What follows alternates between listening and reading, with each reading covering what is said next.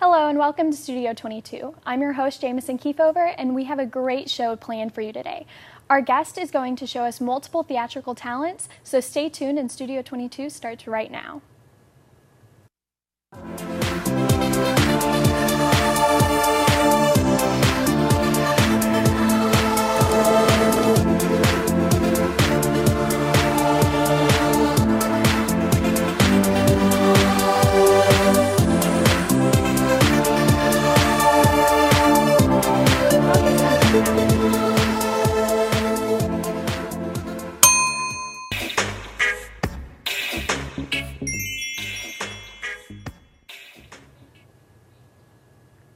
So today on the show we have Cole Smith, who is a freshman BFA acting major. Hey Cole. How are you doing? Good, how are you? Good to be here. Good, so I guess we'll just jump right into it. And so where are you from exactly? Dallas, Texas, born and raised. Oh, so are you a true Texan? True Cowboys fan too. Oh, okay. Yeah. So are you just strictly Dallas Cowboys or do No, you that's go it. for Texas, One and Texas only. Tech? I mean, college, yeah. Yeah. I'm not huge in college sports. NFL though, it's Cowboys all day. Okay. Sunday was tough, but Monday was tough. Whatever the last game So was. what got you into acting? My dad and my mom. My dad, I grew up in the theater. Okay. And my dad was always directing and acting in local shows. Oh. And I basically, that was like my second home. That's so cool. But yeah, I started like really acting when I was 12 or Okay. so. What was your first show? It was actually a commercial. It was like, it was one of those little child, like, open casting call. Mm-hmm. If anybody wants their kid to be on TV, come to this thing. And my dad was like, hey, you want to do this? And I was like, sure. So we went, and I was really fortunate, actually. I got picked up by the Kim Dawson talent agency. Okay. And they, via the casting director for the commercial. And then that relationship kind of grew. Then I started going on more auditions for commercials. And I actually didn't start stage until... I did one community theater show, but then I started in high school. So that was the first time I did a show, my sophomore year. What was the commercial like? Like, what did you have to do? You know, it's funny. That commercial never even aired. It didn't? It never even aired. But how? But like, it was, what did you have to do though? It was, it was a BTR. You probably never heard of it. It's Built to Rule. They were like, I don't want to say a knockoff Transformers, but that was virtually what it was. And like the audition literally consisted of walking in and going, BTR, Built to Rule. You know what I mean? So like, it was. Did you at least keep a toy? You know, I really tried.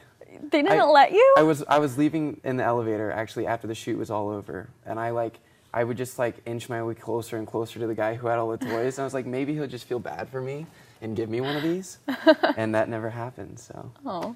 But yeah, that was interesting. So do you like stage acting or like on camera? Common question. Yeah. I want to do film for the rest of my life. Okay. I hopefully in 4 years I'm going to LA, and that's just where I'm at. But I enjoy theater. There's no experience like theater performance. Mm-hmm.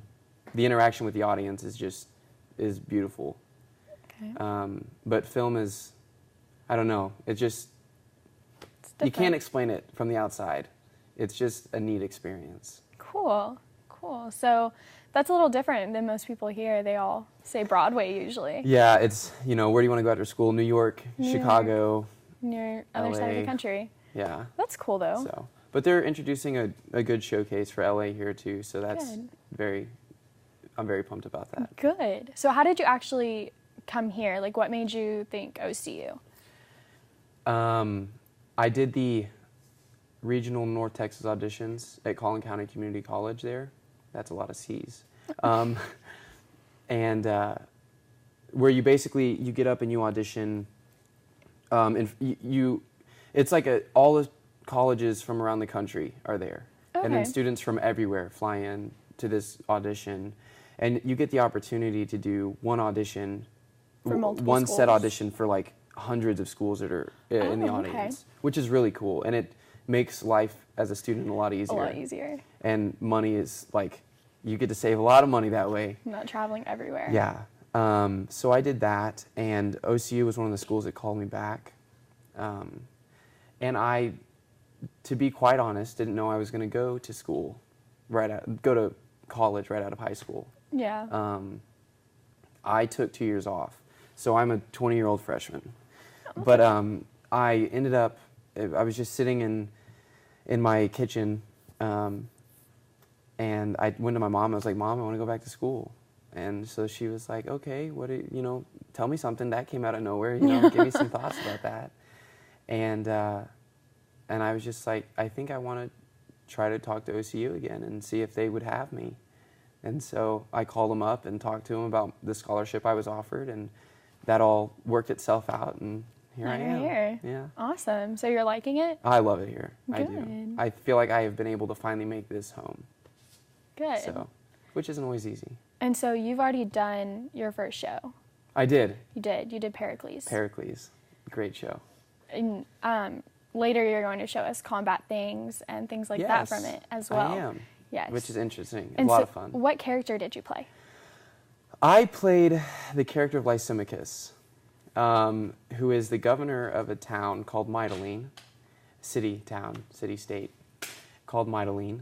And I end up, long story short, Pericles loses his daughter. Mm-hmm. And she winds up in a brothel fun. in this town of Mytilene. And I end up getting there through certain circumstances. And I fall in love with her. And we are actually going to go to a break. It's a long story. Yeah, it's a little long, but we're going to come back, and he's going to show us some of our acting skills, and we'll see you in a little bit. Hi, and welcome back to Studio 22. Cole is now going to show us a monologue called The Fact Checker. So here we go.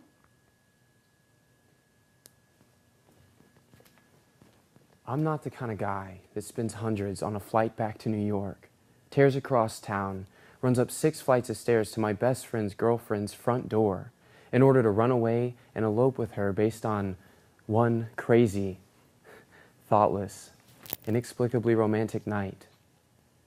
So, what am I doing here, Audrey? I'm not passionate. I'm a fact checker. The fact of me being here doesn't check out. It's nuts. Soulmates, I don't believe in them. I never have. So, how could I be yours?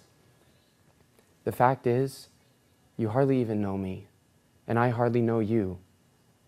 Now, your boyfriend, I've known since kindergarten. Am I really willing to throw away all of those years of friendship based on what? Some feeling? Some intense, aching, gnawing, burning, torturing feeling that's telling me that I must end up with you, or I'm going to die some slow and horrible death while my heart slowly bursts into 1,000 pieces? No. Look, I mean, this kind of thing only happens in the movies, and we're not in the movies. We're on McDougal Street, 2 blocks south of Bleecker. Like, that's where we are. That's an indisputable geographical fact. A solid, clear, rational, black and white fact. And all the facts are pointing to the same thing. All the facts are telling me that I shouldn't even be here. But the problem is, the problem is that despite all the facts that I can muster,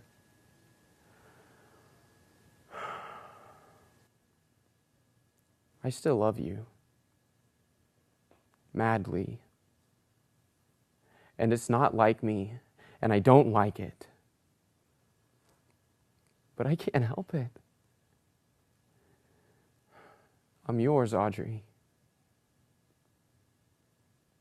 Thank you. Good job. Thank you. That was great. So, where did you actually find that one? That one, I searched online and I found that one. That was one I actually performed for my audition here.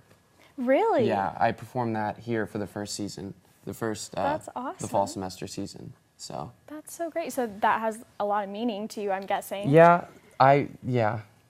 They, I mean, you're taught to really put your own life into things you do, and there are definitely points of that are meaningful. So, Good. and I think it's got to be true. So. Yeah, something that meaningful really will take a lot to Yeah. do. Well, that was a wonderful performance. Thank you very much. We were asking if he was going to cry, but you didn't, but it was great. I held it together. Great. So we're going to cut to a break real quick, and then we'll be right back to do that stage combat. Alrighty. Okay. Hi, and welcome back to Studio 22. Cole just got done giving a monologue, and now he's going to show us some other theatrical skills that he has learned while here at OCU, which is stage combat. So I'll kind of let you take it away and Alrighty. teach me. Okie doke. The first necessity whenever doing stage combat obviously is the safety, which was harped upon very much so in this fight because it was a decent sized fight with some interesting stunts and stuff in it. Ian Merrifield was the one who actually came in to do the fight choreography for us. Okay. He actually got certified in Canada, I believe, this past summer. So he is, a certified fight choreographer. Cool. And we were using staffs which were virtually like this but wooden, and they're like 1.5 inches thick. And this was for Pericles? This was for Pericles. Okay. Yeah. Cool. So the first, I guess we can just go ahead and go right into my portion of the fight, so I can show you how this works. On guard is where you stand with your knees bent, a little more than shoulder length apart.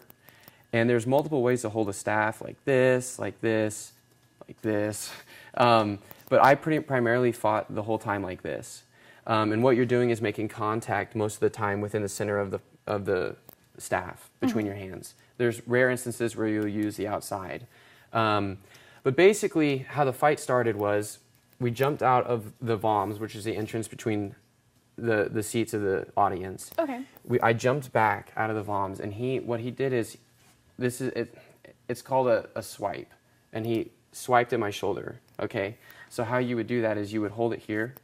So this hand is the hand that won't move, that hand's the one that will slide. Okay. And you slide it down and out. And you don't ever want to go straight in.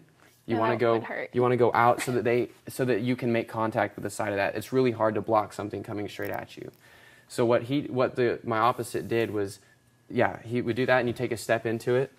Okay, so like that. Boom. And then that was so that's the first move. And the key to communication with your fight partner is to have clear spots where you're actually attacking. Okay. So he would look at me and then stare at my shoulder, and so I knew right where that was going. Obviously, we ran it enough for me to remember where everything was going, but so that we were on the same page, eye contact is key. So did you guys really plan out step by step what moves you were going to do? Very much so, yes. Oh, okay. Everything down to extra steps later in the fight where I have to trip. I literally practiced every single step that was involved with the fall.